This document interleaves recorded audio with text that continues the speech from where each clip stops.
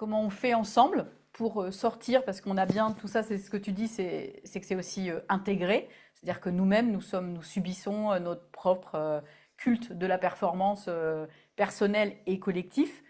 Est-ce qu'on peut, à des endroits, en fait, venir considérer, quand tu vis en marge d'une société plutôt capitaliste et productiviste et que tu essayes de faire autrement, bah, évidemment que tu es rattrapé par le système, et puis la dévalorisation est quand même souvent aussi présente. Dans le monde de la performance, on adore les indicateurs de performance. Bah, dans le monde fluctuant, on préfère faire des stress tests. Alors, des stress tests, c'est tout simple. C'est vous prenez votre activité, voilà, votre groupe, votre équipe, votre projet, votre entreprise, ce que vous voulez, quoi, et vous faites fluctuer un des paramètres. Et vous voyez comment il réagit, face à cette fluctuation. Donc alors, on peut imaginer des tas de choses. Alors, soit je prends un exemple et puis, on voit comment, tout le monde répond. Alors peut-être que je vais en prendre un particulièrement, caustique. Ça vous va? Comme, vous êtes prêts là pour un stress test un peu, alors on va faire un stress On est test. déjà en marge, nous, tu sais, donc on a plus peur de grand-chose, tu vois. Alors, un stress test, voilà, bah, donc le truc là, donc alors, enfin, le stress test, c'est ça, hein. Donc, je vous donne une fluctuation et après, il faut réfléchir aux conséquences. Qu'est-ce que ça aurait comme conséquence pour vous, pour vos activités, pour votre vie finalement, pour votre territoire? Et puis, surtout, ce à quoi il faut y penser, c'est qu'est-ce que je peux faire de façon préventive avant que ça arrive pour que c'est le moins d'impact le jour où ça arrive? Donc, c'est en amont, qu'est-ce que je fais pour que quand ça arrive, c'est pas d'impact? Donc, vous êtes prêts là pour la fluctuation? Donc, je vous la Alors, donne. 2 secondes, on va juste Alors, poser le cadre pour que les participantes aient bien le temps de comprendre dans quoi on c'est les bon? embarque. Donc ça, c'est quelque chose qu'Olivier a l'habitude de faire notamment dans ses cours. Donc on va vous proposer voilà, un petit peu qui nous guide à travers ça. Olivier, est-ce que tu peux nous dire en gros combien de temps tu vas nous laisser pour se projeter dans cet imaginaire? Est-ce que tu vas nous conter quelque chose et nous on fait pendant? Ou est-ce que tu vas laisser du temps pour qu'on puisse imaginer et se poser les questions que tu nous as posées? Ouais, voilà, en fait, moi, je pense je vous laisse 5 minutes, ça peut être assez court, hein. En fait, je vous donne la fluctuation et vous réfléchissez alors si ça arrivait chez vous, ce serait quoi les conséquences? Bon, voilà, très ouvert et surtout, qu'est-ce qu'il faudrait que vous ayez fait en amont pour que c'est moins d'impact? Donc quelles sont les mesures préventives que vous faites en amont pour que cette fluctuation, quand elle arrive, bah, finalement, il y ait assez peu d'impact? Allez, bah, c'est parti. Donc je vous donne la fluctuation. Allez, c'est donc, un virus informatique, qui arrive et qui éteint internet pendant 6 mois sur toute la planète. Voilà. Quelles sont les conséquences et qu'est-ce qu'il faut avoir fait en amont pour que que c'est le moins d'impact pour vous? Il y en a qui sont très heureux déjà. Alors on voit quand même que Vivez. un des mots qui ressort le plus, c'est je ne pourrai tout simplement plus travailler. On voit aussi que le mot bistrot du village fait une résurgence assez légendaire face à cette question. En tout cas, il y a cette question de il nous faut des endroits pour nous parler, pour nous coordonner, pour faire circuler l'information. On sent qu'il y a quand même quelques accents, pas catastrophistes, mais qui essayent de dire en vrai, au niveau de la perturbation des chaînes alimentaires, en fait, manger, se déplacer, il y a plein de choses qui deviennent difficiles. Moi, je pourrais citer ce qui m'est venu en premier, c'est le compte en banque. Difficulté d'accéder à mon compte en banque. Olivier, quand tu lis tout ce qui est partagé, j'imagine que c'est pas la première fois que tu poses cette question à un groupe. Où est-ce que ça t'amène? Et ben, en fait, ça permet de révéler à quel point, alors en creux, hein, ça permet de révéler à quel point nous sommes devenus dépendants d'une infrastructure, performante, mais fragile. Internet, hein, l'infrastructure internet, hein, c'est quelques câbles sous-marins. La plupart des armées du monde ont des petits sous-marins avec des ciseaux qui peuvent couper ces câbles ou, juste racler le fond des océans. C'est très facile à couper, hein. Donc, en fait, c'est une infrastructure qui est extrêmement fragile et pourtant, on dépend d'elle pour tout, à peu près, toutes nos activités. Mais la bonne nouvelle, c'est que les humains, de 1980, hein, ils existaient, hein, ils étaient bien là, ils n'avaient pas internet. Et ils arrivaient à vivre, hein, ils étaient pas, dans des cavernes, quoi. Donc c'était possible.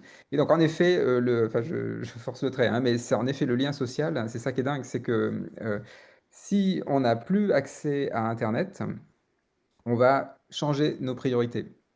Et notamment, bah, j'ai vu là quelques messages pour dire: «Bah, je pourrais plus travailler». En fait, c'est parce qu'on s'est donné l'illusion que nos compétences étaient liées à un outil numérique. Alors que nos compétences, c'est pas celle-là. C'est pas celle d'être sur internet. Nos compétences, c'est d'être, psychologue, c'est d'être boulanger, c'est d'être, communicant, c'est de savoir remplir un tableur Excel. Enfin, j'en sais rien, il y a plein de compétences qu'on peut avoir. Ça ne dépend pas d'avoir internet ou de pas avoir internet. C'est des compétences qu'on a, de pouvoir communiquer, de pouvoir parler, de pouvoir, faire de la musique, enfin, j'en sais rien quoi, des tas de compétences qu'on a. Bah, ça, c'est ça nos compétences. Internet, c'est juste un médium d'interaction. C'est juste un des multiples médias d'interaction. Et donc, si on n'a plus internet, il nous reste toutes les autres façons d'interagir. Et donc, c'est en effet, alors la façon, préventive, hein, de faire ça, c'est d'avoir fait des liens avant. C'est que des liens physiques avant. C'est que si on s'est laissé enfermer dans la bulle internet, complètement, et ben là, on est vraiment, hyper performant, hyper canalisé. On a plein d'informations très rapidement, voire même plein de clients. Voilà, enfin, c'est aussi une façon de faire de la performance financière. Sauf que, et ben, on est extrêmement fragile parce qu'on est canalisé par un seul médium qui, encore une fois, est extrêmement fragile. Donc ça, c'est, peut-être ce que je pourrais dire. Mais il y a aussi quand même des choses plus génériques, j'ai noté aussi. Sur les réactions, et ça c'est générique à tous les stress tests, hein, c'est en fait quand on voit la fluctuation, ça peut surprendre un peu, hein, ça peut un peu piquer, quoi. Et la première chose en général, ce qu'on fait un peu naturellement, c'est que quand on bloque sur un problème, en général on le réduit. Et ça c'est très humain, hein, quand c'est pour d'ailleurs n'importe quel problème, en général on réduit les problèmes jusqu'à trouver un petit problème qu'on peut résoudre. On le résout ce petit problème et on génère des tas d'autres problèmes ailleurs. Donc en fait, là c'est là où il faut suivre un petit peu ce que disait Dwight Eisenhower. Il disait quand vous bloquez sur un problème, élargissez-le. Donc ça veut dire que si vous avez un problème dans votre organisation, dans votre famille, dans votre équipe, dans votre projet, il va falloir regarder ce qui se passe en dehors. Donc si par exemple c'est une association, qu'est-ce que pourrait m'apporter la rivière qui est à côté, la municipalité qui est à côté, le club de lecture qui est à côté, enfin voilà, d'autres choses. Et là, d'un seul coup, on va trouver d'autres liens, d'autres solutions. Et donc c'est en fait voilà, quand on bloque sur un problème, c'est qu'on l'a pas suffisamment élargi. Les solutions vont arriver en ayant élargi le problème. L'autre chose qu'il faut avoir en tête quand on fait ce genre de stress test, c'est la phrase de Bruno Latour, ne gâchez pas les crises. Ne gâchez pas les crises, parce que quand on est en crise, finalement, c'est le moment où il y a du jeu dans les rouages. Et parfois, on a envie de se dire, enfin, parce que en fait, il y a une différence entre être en crise et être dans le pétrin, hein. C'est ce que je dis souvent, quand on est dans le pétrin, c'est le hamster dans sa roue, hein, qui tourne et qui n'arrive pas à en sortir. Et plus il accélère, plus il doit accélérer. Et donc là, il est dans le pétrin, ce hamster. Donc ça, c'est être dans le pétrin. Et puis, il y a un moment, le hamster sort de la roue, il déraille. Et bien là, il est en crise. Et donc la crise, c'est le moment où enfin on est sorti du pétrin. Donc c'est la bonne nouvelle de la crise, c'est qu'on n'est plus dans le pétrin quand on est en crise. Alors par contre, c'est vrai que ça pique, hein, parce qu'on a changé de monde, hein, c'est la déprise sectaire de nouveau, hein, voilà, c'est un truc, on change de monde, donc c'est compliqué, mais ça veut dire que par contre là, le champ s'ouvre, on peut faire des tas d'autres choses, on peut changer de vie, on peut, voilà, il peut se passer plein de choses. Et donc et d'ailleurs c'est aussi quelque chose qui va bien dans les stress tests, c'est que un stress test normalement ça doit révéler tous les projets avortés qu'on n'a jamais pu faire par le passé, mais si on les a bien documentés, eh ben, ils sont dans un carton au grenier. Et le jour où c'est la crise, eh ben, on va monter au grenier. Et là, on va trouver toute une collection de projets qu'on peut lancer. Donc, ça veut dire que c'est toujours pareil, il faut le faire en amont. En amont, il faut documenter tous ces projets avortés là, qui n'ont pas été pertinents au moment donné parce que c'était pas encore le moment. Quand c'est la crise, enfin, on va pouvoir les sortir. Et là, en fait, bah, c'est très joyeux parce que finalement, on a plein de cordes à son arc et on va pouvoir explorer des tas de nouveaux mondes. Donc j'entends qu'il y a vraiment cette opportunité, enfin cette fameuse opportunité de faire front à une crise qu'on peut aussi retrouver dans les états de conflit où on aurait plutôt tendance à éviter, éviter, éviter peut-être de les regarder ou d'y aller. Donc là, il y a vraiment quelque chose de l'importance en fait d'y aller pour ne pas justement rester dans nos autoroutes, dans certains cultes qui s'est construit. Mais il pourrait y avoir, et puis après on va passer à l'autre test, j'ai noté comme forme de paradoxe, et des fois c'est aussi ce qu'on vient nous dire quand on met des heures à préparer une ingénierie, un pilotage, etc. Et qu'en fin de compte on change tout, évidemment au dernier moment, ou quand on va travailler sur des improvisations corporelles, on va s'entraîner en fait à faire de l'improvisation. Et là, il pourrait y avoir comme une forme de paradoxe de, bah, alors en fin de compte, si du coup on s'entraîne, est-ce qu'on vient pas rediriger, recontrôler, tu vois, les choses. Et là, j'ai vu aussi que c'était apparu. Mmh. Bah, en fait, c'est pas du contrôle ça, hein, c'est au contraire, alors c'est pas non plus du lâcher prise, c'est du changement de prise. C'est Mm. total, c'est subtil, hein. C'est que le lâcher prise, alors là, ça fait très peur, hein. Quand on fait de l'escalade, faut pas lâcher prise, hein, par exemple, parce qu'on tombe, hein. Donc c'est pas le lâcher prise, c'est le changement de prise. C'est-à-dire qu'en fait, quand on commence à faire de l'improvisation, quand on commence, voilà, à faire, de l'essai-erreur, ça veut dire qu'en fait, on fait des tas d'essais. Bah, si on est en escalade, oui, on va mettre la main là, on va mettre la main ailleurs, le pied ailleurs et cetera. Mais en fait, plus on le fait et plus en fait on est sécurisé. C'est rassérénant finalement, parce qu'on sait qu'on a plein d'options. Si on n'essaye jamais, bah, c'est là que c'est très flippant en fait, parce qu'on sait qu'on ne sait faire qu'une seule chose, on sait mettre la main que là. Et si pour une raison ou pour une autre, le petit caillou il est plus là, bah, on ne sait plus grimper en fait. On est coincé, quoi. Voilà, donc il y a vraiment quelque chose de s'entraîner en fait et d'oser. Et j'avais trouvé que c'était assez chouette la dernière fois dans un de nos rassemblements, on avait mis ce rôle fluctuation qui en fin de compte tirait au sort des situations pour nous sortir de notre confort ou de certaines de nos habitus. Et ça, c'est vraiment quelque chose du coup qu'on vient aussi travailler avec nos organisations. Donc là, c'est fait aussi de manière drôle, mais c'est aussi s'entraîner de tiens, en fait, il se passe ça et comment on réagit, quoi. Ah, c'est Ouais, ça, le rôle qui devait, en pleine réunion stratégique, avec des personnes qui sont venues des quatre coins de la France pour une journée, entre guillemets, soi-disant, enfin, normalement au service de notre stratégie, et un rôle aléa, c'est ça, Ouais. qui avait pour mandat, deux fois dans la journée, de tirer une sorte de fluctuation aléatoire et qui viendrait perturber le cours de notre réunion. Et c'est quelque chose qui était directement inspiré de tes lectures. super, super. Ouais. C'est juste pour rebondir là-dessus. En fait, ce qu'on se dit là, c'est très proche de la philosophie Tao, hein. C'est en fait dans le monde de la performance, on va utiliser de l'énergie pour lutter contre les fluctuations. Dans le monde de la robustesse, on va utiliser les fluctuations pour générer de l'énergie. En fait, c'est ça qui va nous faire avancer. Donc, on vit avec les fluctuations. C'est ça qui nous construit, en fait. D'ailleurs, c'est ce que font les êtres vivants. Ils se construisent avec les fluctuations. Si on décide de lutter contre les fluctuations, ça veut dire qu'on décide de ne plus grandir, de rester très monolithique, quoi. Mm. Merci beaucoup pour ça. Du coup, on va passer en sous-groupe et puis on va enchaîner aussi avec une petite pause. Donc, dans cette idée de venir changer nos regards et vraiment nous soutenir, oui, prendre conscience en fait de notre propre culte, de notre autoculte de la performance et dans nos collectifs, on avait envie donc de vous proposer, donc là, on vous allez être mis en sous-groupe de à peu près de 4 personnes pour identifier donc des aspects, des éléments, des ingrédients donc, qui sont présents dans vos projets, dans vos collectifs, dans vos organisations, qui vous paraissent aujourd'hui, enfin en tout cas où on vous a éduqué en fait à les voir de manière contre-productive, contre-performante ou pas du tout performant et qu'on peut juger en tout cas de cette manière-là.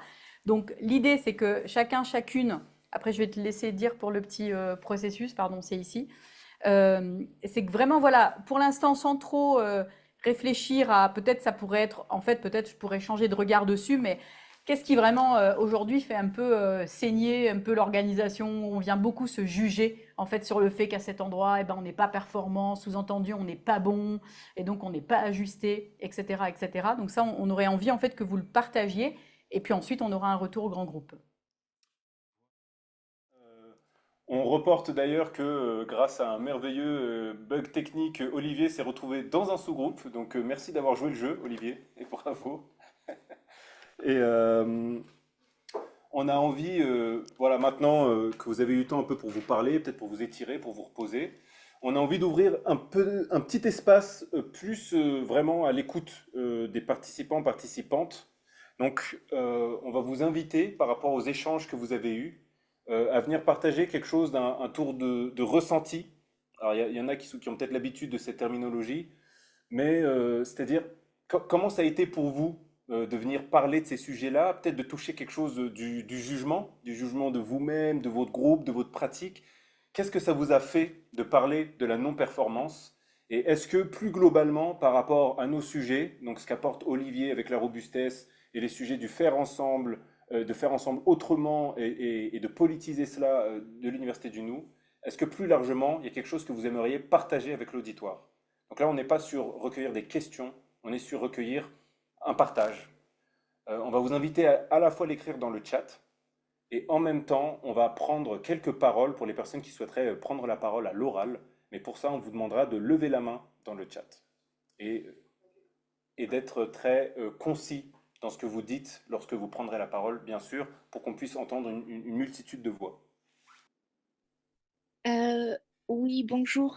J'ai peut-être mal compris la consigne. En fait, j'ai l'impression que tu parlais de la difficulté qu'on a pu ressentir à partager la non-performance. En ce qui me concerne, j'étais plutôt ravie. J'avais l'impression que c'était flattant.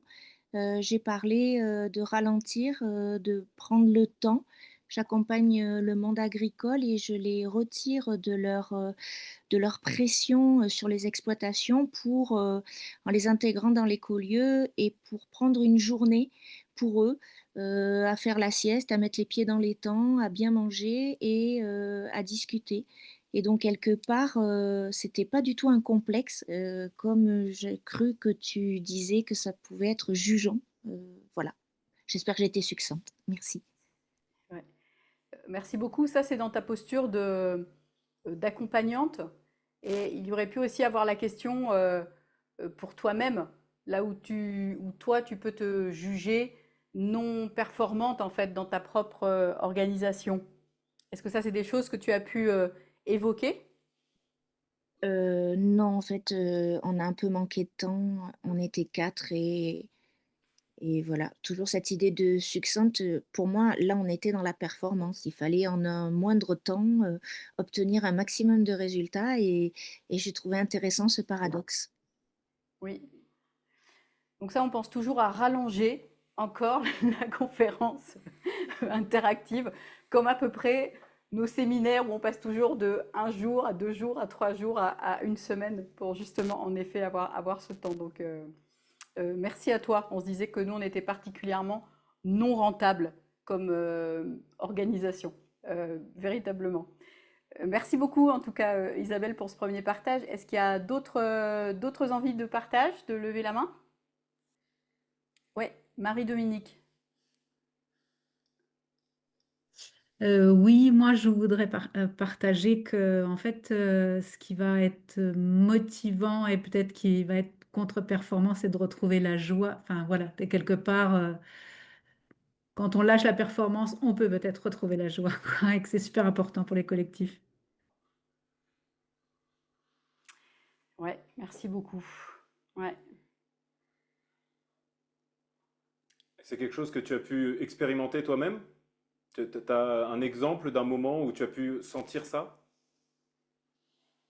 Eh ben, je suis en plein dedans, hein. Je vois qu'il y a des choses qui font pas joie. Enfin, je l'ai déjà exprimé à des moments et voilà, on a pu faire autrement, mais voilà, moi je suis un peu motivée par ça. Si ça fait pas joie, c'est qu'on n'est pas dans c'est qu'on n'est pas dans le bon, dans les bonnes dispositions, qu'on n'est pas dans les bonnes façons de faire non plus, quoi.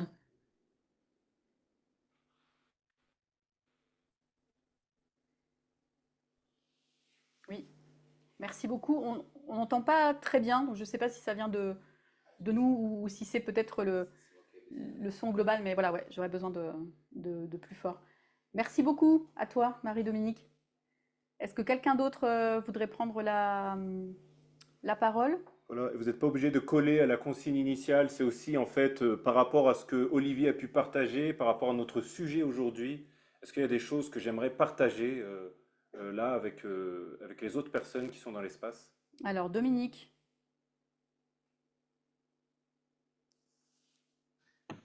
Voilà. En fait, on est deux. Je vais remettre la vidéo et c'est Véronique qui parle. Très bien, Voilà. c'est possible aussi. Donc nous, on a une activité on fait de la médiation et en fait, on trouve qu'on est contre-performant parce qu'on se fait pas connaître. Et on prend les choses comme elles viennent et il y a des périodes où il y a des choses qui viennent, puis il y a des périodes où il y a autre chose qui vient. En fait, mais on a une petite activité qui tourne et en fait, on a de plus en plus plaisir à aller à la rencontre des gens. mais on se dit qu'on n'est pas contre-performant. Et alors, est-ce qu'on s'adapte simplement à ce que ce que le monde nous envoie, quoi, ou est-ce qu'on est adaptable? Voilà. Et tout d'un coup, moi, j'ai ressenti un peu d'inconfort. Je me suis dit, bon, et puis en même temps, ça a relativisé parce que finalement, il y a un besoin de vérité et d'authenticité dans ce qu'on fait. Et si je vais à la rencontre des gens en transgressant ça pour me faire connaître ou pour par l'appât du gain, je suis plus dans ce que je fais. Donc en fait, finalement, je me dis que cet équilibre, ça me va, quoi. Je me sens moins contre-performante du coup. Voilà. Et en plus, c'est génial parce qu'en plus, vous pouvez même pas garantir un résultat. Ah non, C'est ça, intéressant. on garantit pas de résultat, mais on a, la plupart du temps, les gens ne ressortent pas comme ils sont rentrés et ça se voit sur les visages. Voilà. Et la vie est belle. Et la vie est belle. Voilà. Et puis, on a parlé aussi de structure. Et une structure qui soit, pour qu'elle soit pérenne, il y a besoin qu'elle soit adaptable, en fait. Donc, c'est se Ok. poser la question, et ça peut même être un argument pour avoir des subventions. On en parlait, alors plutôt avec la personne avec qui on était, c'est de pouvoir non seulement dire, bah oui, on a des outils pour que ça dure, etc., mais dire, voilà, regardez, il y a 3 ans, je suis intervenue, j'ai mis de la structure dans un collectif, et regardez, ils sont toujours structurés, et ils sont toujours ensemble, et ils font toujours des choses ensemble. Et ça, c'est robuste, voilà. Voilà, donc c'est ce que je voulais partager. Merci pour cette belle conférence. Voilà, j'ai compris pourquoi je suis ingénieure à la base et pourquoi j'ai toujours senti un malaise dans mes études parce que finalement, je trouve qu'effectivement, je suis toujours interpellée parce que dans ce monde, on n'aime pas la technique. Moi, je crois que j'aime la technique. Hein, je fais des études de mécanique, d'hydraulique, de machin, voilà. J'aime ça. Il y a des processus, c'est très vivant. Et en fait, eh ben, je m'aperçois que dans ce monde, les gens n'aiment pas la technique, ils sont pas sensibles à ce que ça apporte et je trouve ça très, très triste. Voilà. Merci. Merci beaucoup, Véronique. Il y aurait plein de rebonds, mais on va prendre en effet quelqu'un d'autre. Mais ouais, merci à toi pour ton témoignage. Merci à vous deux. Laurence, Olivier, Christophe, ouais, Voilà. Ouais, bonjour. Alors, c'est pas Laurence, hein, comme vous avez vu, c'est Olivier plutôt. C'est bah, peut-être- voilà. je sais pas, tu sais. En tout cas, je parle on est trois là et on a fait déjà dire que d'avoir échangé avec les 4 autres personnes qu'on n'a jamais vues avant, qu'on ne reverra jamais après. Je sais pas si c'est une contre-performance, mais ça c'était très riche d'avoir des échanges et de pouvoir parler. Ça c'était super. Moi, ce que j'ai amené dans notre témoignage, parce que nous on est des paysans bio, donc quand on fait de la bio, déjà on travaille avec le vivant, donc forcément on touche déjà, à mon avis, à la robustesse. Et en fait, moi, la question que j'ai posée ce soir, c'est qu'on est plutôt, nous, ce qu'on va dire des bio-productivistes, c'est-à-dire qu'on produit, on essaye de produire au mieux et d'intensifier en tout cas l'écologie sur notre système agricole. Et en fait, on est performant aujourd'hui et pour autant, avec la fluctuation qui s'appelle le dérèglement climatique, qui va très vite, trop vite, on n'arrive pas à s'adapter en fait. Je donnais l'exemple, on vient de passer 18 mois sous la flotte et là maintenant on est 6 mois dans la sécheresse. L'an dernier on nous disait dans les conseils agricoles adaptez-vous sur des plantes humides et maintenant on nous dit adaptez-vous sur des plantes sèches pour dire qu'en fait le monde vivant, enfin en tout cas le végétal, lui s'est adapté sur des millions d'années, hein, parce que le végétal est là depuis des millions d'années. Et nous, en fait, moi ce que j'en conclus, c'est que ce système tel qu'on nous impose à être performant économiquement nous tue en fait. Et c'est dur, et c'est difficile à vivre parce qu'en fait, on pense travailler bien, on essaye de travailler au mieux, et pour autant, on fait jamais assez bien, quoi. Donc, parce que les critères économiques nous tuent, en fait, on est jamais assez performant. Et donc, ce que je voulais partager, c'est que avec Olivier Armand, comment nous, on peut finalement être robuste dans un monde qui change, et nous on le vit au quotidien en fait. Il change très vite parce qu'on est connecté à la nature et on voit très bien que ça change très vite et que c'est super flippant, quoi. Pour autant, on a dans notre métier, on trouve des tas de solutions évidemment pour s'adapter, mais voilà, ma question c'est, moi j'adhère à tout ce qui a été partagé ce soir, mais comment on peut être encore plus robuste et de trouver cet équilibre entre robustesse et performance. Ok. Ok. Merci beaucoup. Est-ce qu'on donne tout de suite la parole ou on prend encore un ou deux témoignages? T'en penses quoi? Ouais, on va prendre un ou deux témoignages. Ok, donc on a fait le choix pour le moment de plutôt Ouais. récolter, de faire caisse de résonance, on écoute. Je pense Ouais. qu'Olivier prend des notes et dans la mesure du possible, dans le temps imparti, pourra répondre avec plus ou moins de précision. Eh bien, il y a encore Mathias, ok. Ouais, moi, merci beaucoup. J'ai trouvé ça très libérateur. Moi, ce que j'ai vécu, c'était très libérateur de pouvoir parler tranquillement et d'assumer tranquillement. Moi, je suis pas performant du tout et je me sens, plus ça va et plus je me sens en décalage de la performance. Et je suis assez sûr de moi là-dessus, mais je vois bien par contre que dans un monde performant, en fait, c'est un problème de ne pas être performant. Donc là, il y avait enfin un espace, peu un espace de liberté où on pouvait assumer que, enfin moi je l'ai vécu comme ça, quoi. Bah non, je suis pas performant et je pense que ça va dans le mur. Mais voilà, donc ça c'était très chouette. Ça m'a évoqué une comparaison avec, au moment où on a interdit la clope dans les bars et où tout le monde, même les non-fumeurs, ont trouvé: «Mais c'est pas possible, ce sera plus les bars si on peut plus cloper dedans» et cetera.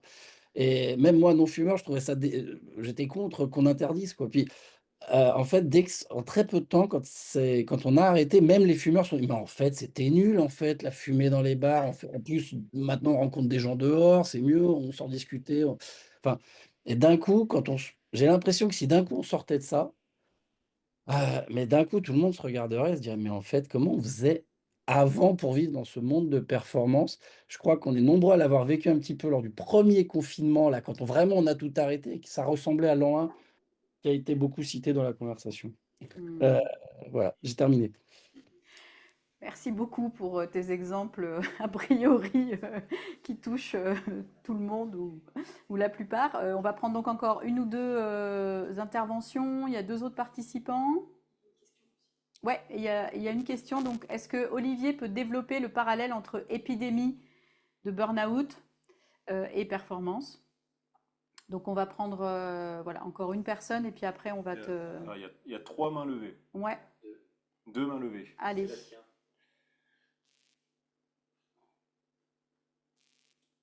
Je me vois à l'écran, donc j'imagine je peux. Ouais, ça y est, tu es là. Merci. Rapidement, ce qu'on a en fin de discussion, nous, ce qui est apparu, c'est qu'il y avait peut-être une question de rapport au temps dans la contre-performance. C'était peut-être le point commun de nos 4 exemples, en fait. C'était de se dire, bah voilà, on n'est pas dans un temps donné, on n'atteint pas forcément certains objectifs qui seraient jugés comme performants, et que c'est peut-être ça le point commun. Mais après coup, moi, ce qui m'est venu, c'est que finalement, un autre point commun, ça pouvait être, ou en tout cas de ce que j'entendais aussi d'autres exemples, c'était la question de l'humain, en fait, enfin cette histoire de contre-performance, c'est peut-être quand il y a l'humain a plus de place, en tout cas les relations humaines, enfin, il y a quand même ça qui peut se jouer, en tout cas dans certaines circonstances. C'est ça qui est jugé contre-performant, alors que peut-être ça contribue à la robustesse. Et là, avec la discussion, je voulais partager une question qui était, et notamment la question des agriculteurs, là, puisque c'est un peu mon point de départ, moi, dans ma formation initiale, etc. Est-ce que la robustesse est liée à l'autonomie, non pas à l'indépendance, mais parce qu'il y a forcément de l'interdépendance, mais à l'autonomie, à travailler sur être plus autonome. Alors, je ne sais pas s'il faut être performant dans l'autonomie, mais en tout cas à travailler sur l'autonomie. Voilà.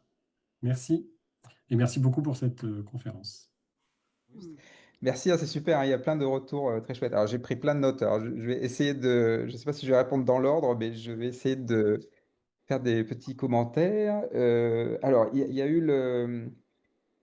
Alors, c'était quoi ça déjà? Oui, en fait, quand on réduit sa performance, j'avais plusieurs échos qui disaient bah, c'était finalement, pour certains, c'est agréable. Bon, c'est même une libération pour certains. En fait, ce que j'ai envie de dire là, c'est que quand on réduit sa performance, et donc on gagne en robustesse, ça veut dire qu'en fait, on multiplie ses interactions. Et en fait, quand on est dans la performance, on devient quelqu'un qui a un monolien. Parce que quand on est très performant, on sait très bien faire une seule chose. C'est ça être performant, hein. C'est l'adage zen, hein. Celui qui a atteint son objectif a manqué tous les autres. Et donc c'est ça le problème, c'est que dans la performance, quand on est très performant, on atteint son objectif mais en fait, on devient très monolithique, hein, très durci, très canalisé, quoi. Et donc, c'est ça la joie de la robustesse, c'est qu'en fait, on a plein de liens, c'est pluriel. Et donc, c'est très voilà, réjouissant et aussi très équilibrant. Finalement, cette joie qu'on a dans la robustesse, c'est qu'on perçoit son équilibre. Encore une fois, hein, c'est très Tao, le yin, le yang. Voilà, on a des liens. Bah, enfin, pour donner un exemple simple, hein, si vous êtes un workaholic, si vous travaillez tout le temps, si ça se passe mal au travail, vous allez partir en dépression. Si vous aimez bien votre travail, mais que vous faites de la musique, ou que vous vous occupez de votre famille, bah, si ça se passe mal au travail, vous avez la musique, vous avez votre famille. Et là, d'un seul coup, bah, ça va beaucoup mieux en fait, parce que vous avez un tampon, hein, euh, sur le être adapté, être adaptable, je sens bien que ça frotte, c'est compliqué. Alors, je peux vous le dire d'une autre façon. Être adaptable, c'est s'adapter au changement. On peut le dire comme ça. Donc on peut garder le mot s'adapter, mais c'est s'adapter au changement.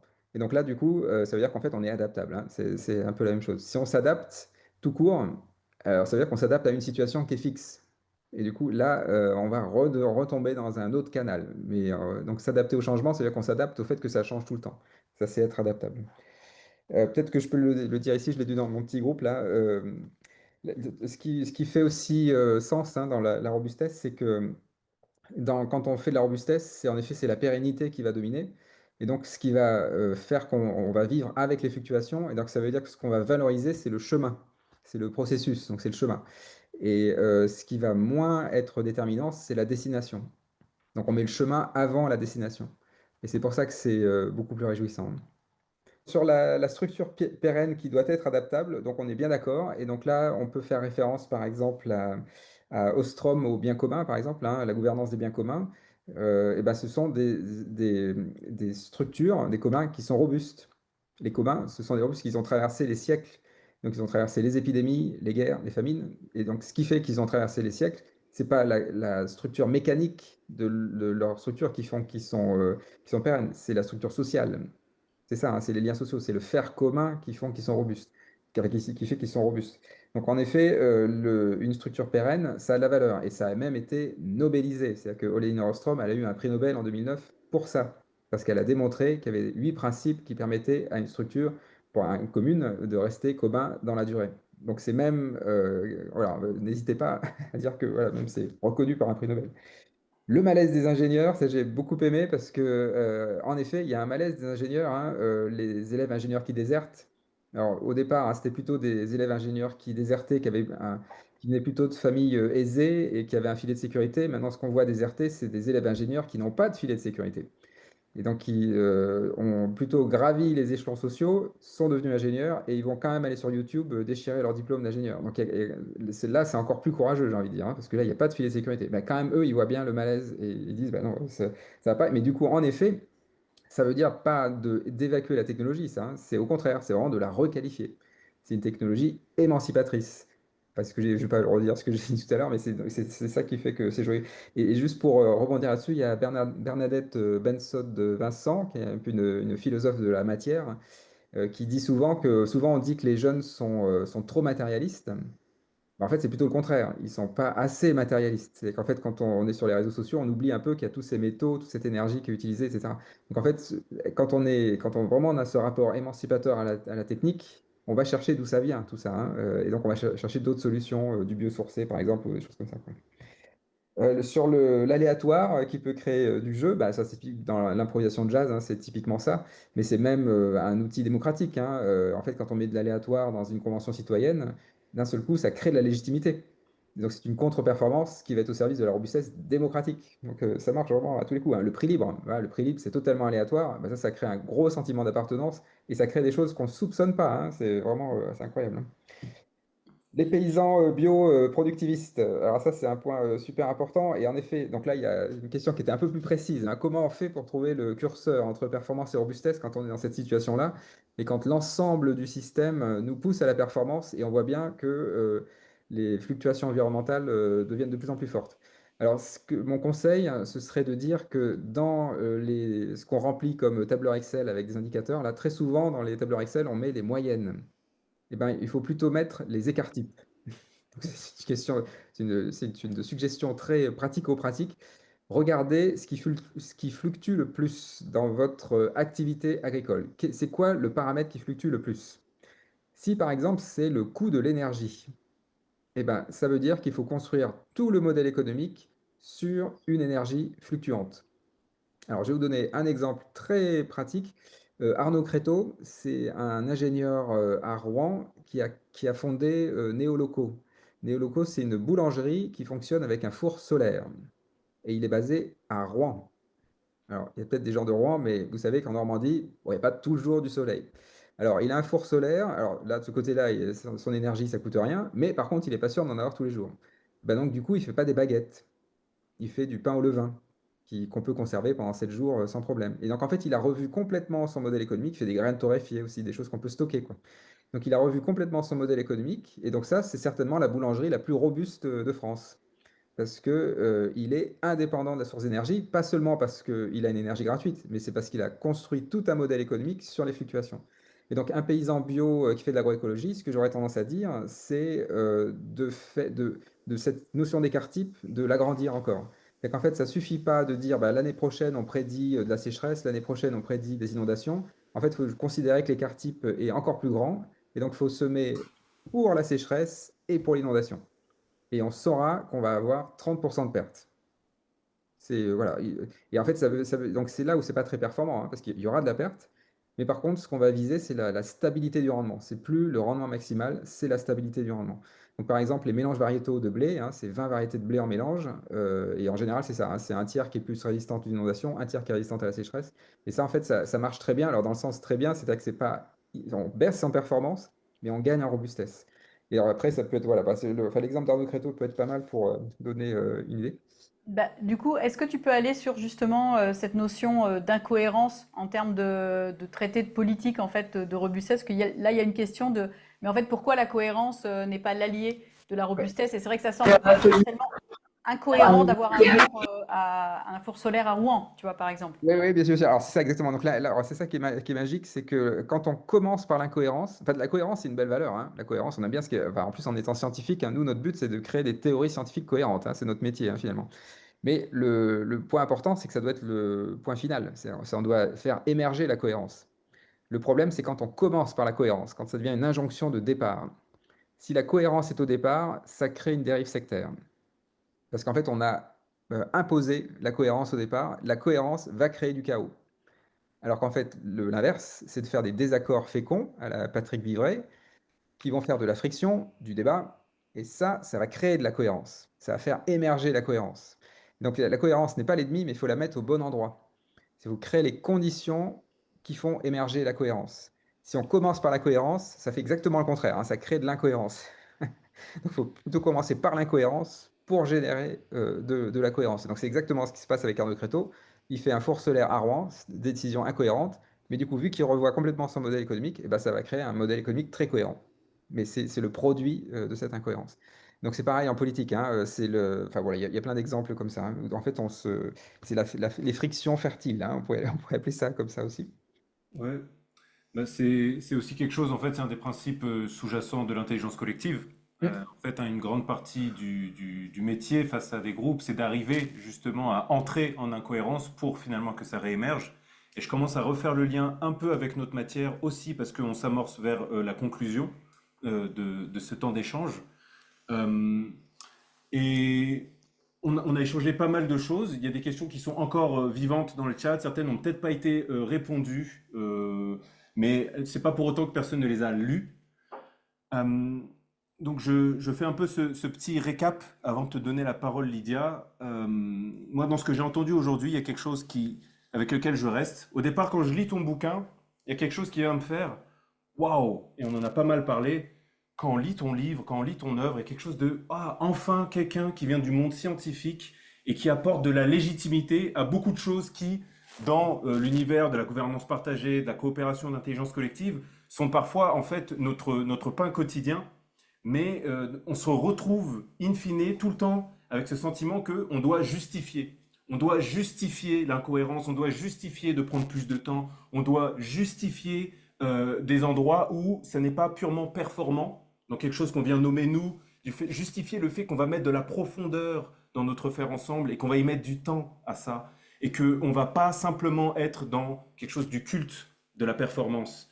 Donc je repars vraiment avec cette sensation que ce n'est pas la performance le problème, mais bien le culte de la performance, et c'est de ça que tu viens de nous parler. Il y a beaucoup de nuances dans ce que tu apportes, il y a beaucoup de finesse dans ta façon de manier les mots, et ça m'envoie beaucoup avec des réalités auxquelles on fait face quand au final on travaille dans le domaine de la gouvernance partagée ou tout simplement à accompagner des groupes à essayer de redistribuer les cartes du pouvoir différemment. Et je crois que c'est quelque chose que tu as peut-être plus vécu que moi-même, comme tu es à l'Université du Nou depuis plus longtemps. Est-ce que il y a des choses qui te viennent en tête sur ce sujet? A priori, ouais, c'est vrai.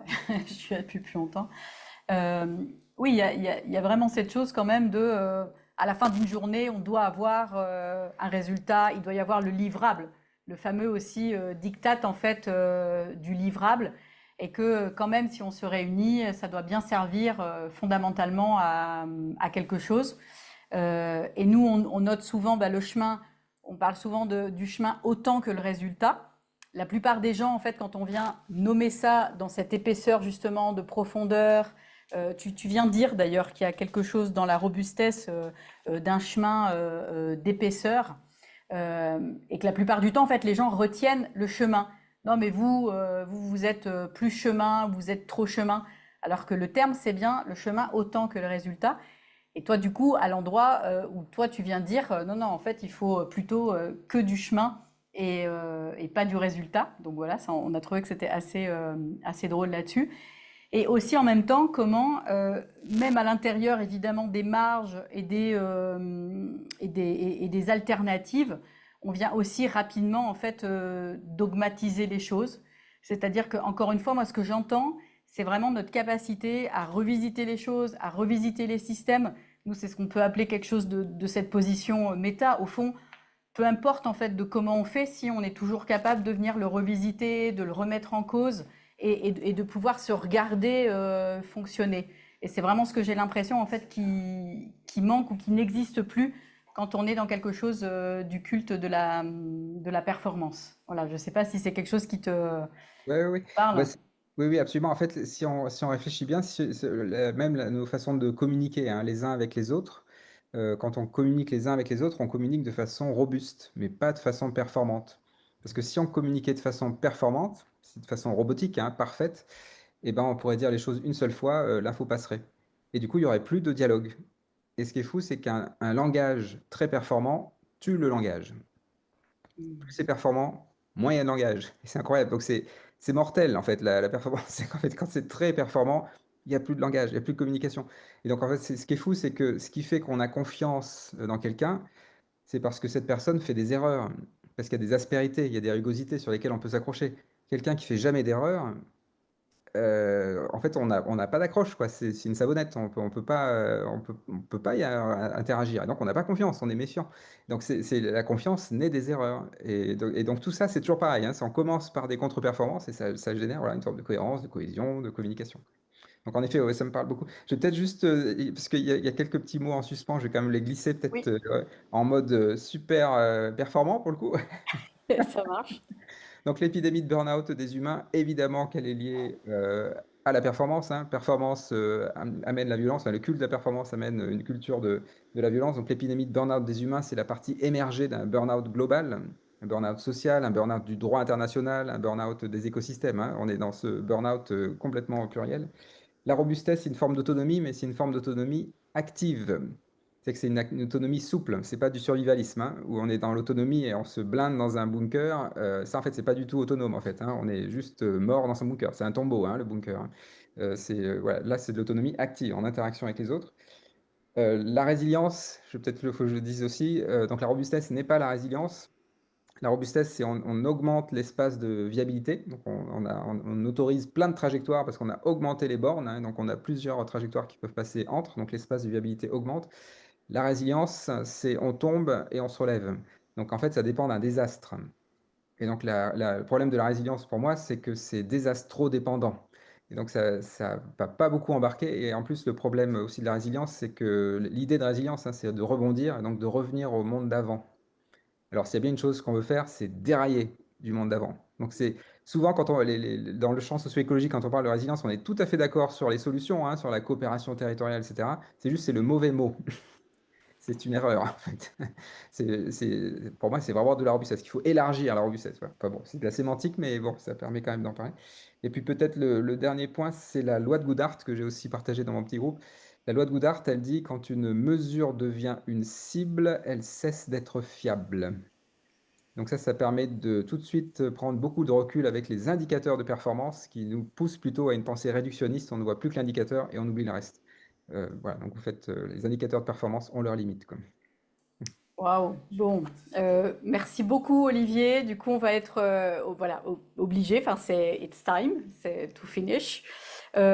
Merci beaucoup. Moi, j'entends en fait que tu viens vraiment proposer vraiment des chemins de traverse, de venir repenser nos systèmes constamment et qu'il y a quelque chose vraiment d'antivalidiste au vrai sens du terme, hein, donc sortir des normes et de cette folie de discrimination et d'injonction en fait à avoir des corps, des organisations, de la santé mentale valide, avec vraiment cette affreusité d'être valide ou invalide. Donc voilà, soyons à un autre endroit entre nous, mais voilà, ça c'est des sujets qui nous touchent particulièrement, parce qu'on vient beaucoup travailler aussi sur des sujets de santé mentale, on vient beaucoup travailler avec nos profils aussi très particuliers, voilà.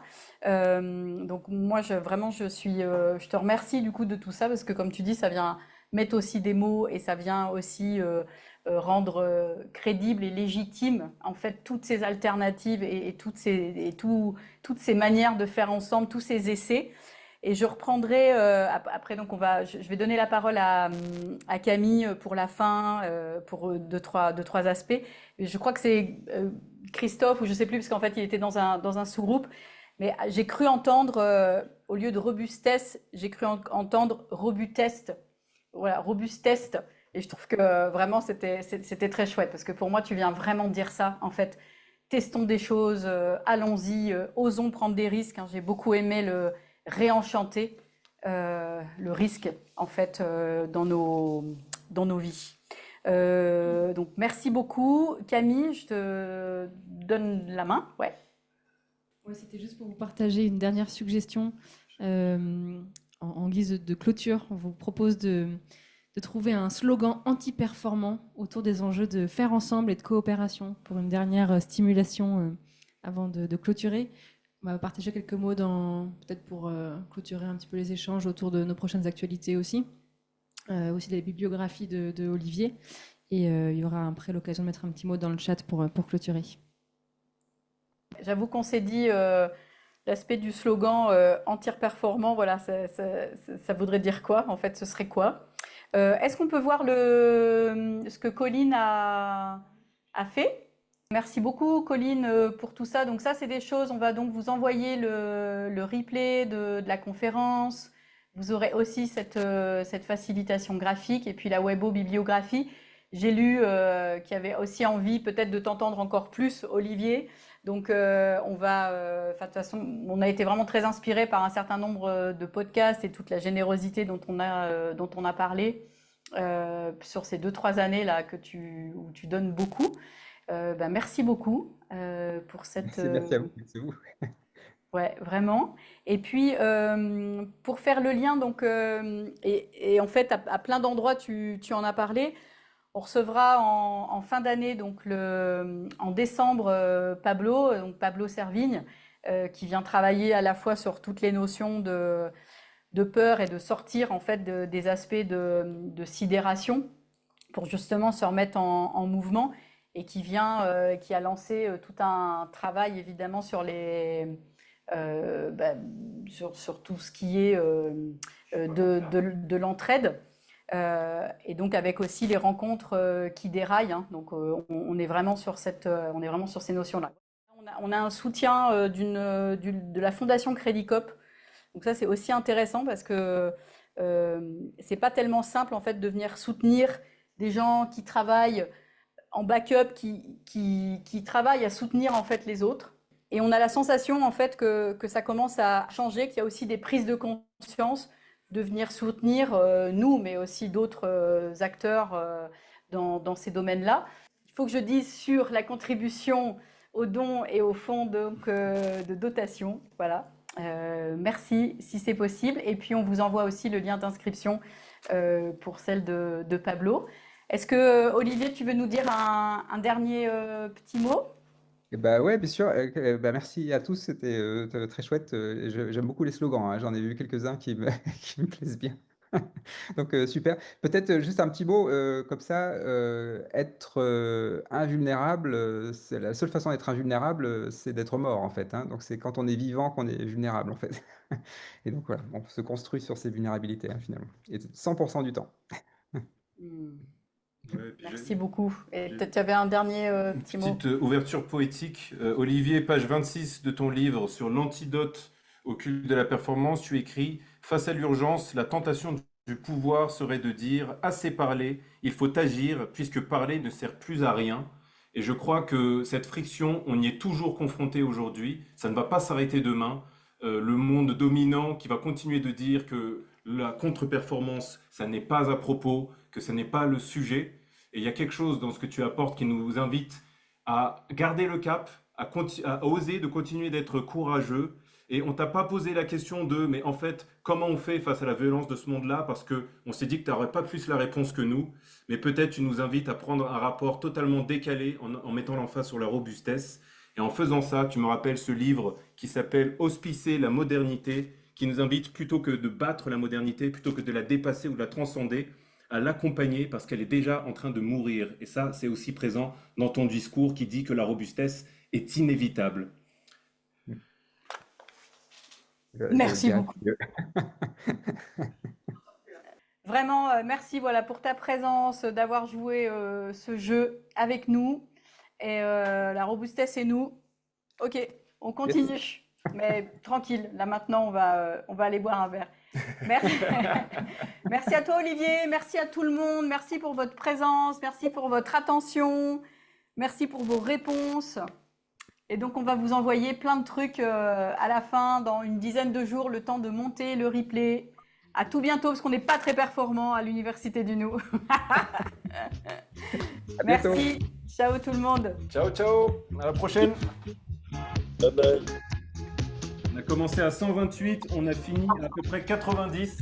C'est chouette. Pas mal.